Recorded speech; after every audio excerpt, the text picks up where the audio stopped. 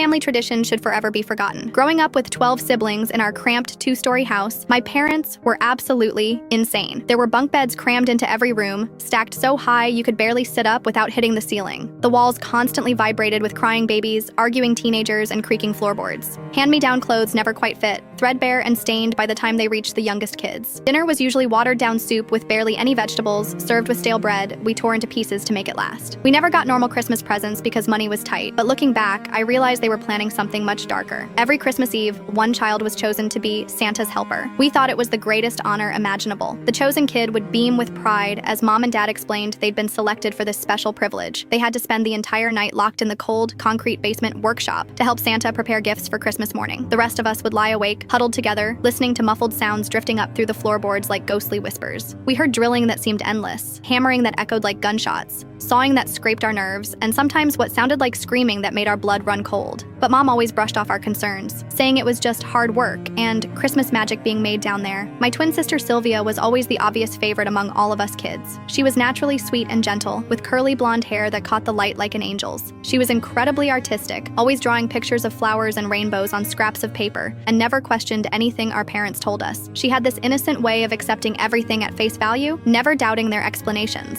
Last Christmas Eve, when we were both 8 years old, she was chosen to be Santa's helper. The rest of us were genuinely jealous.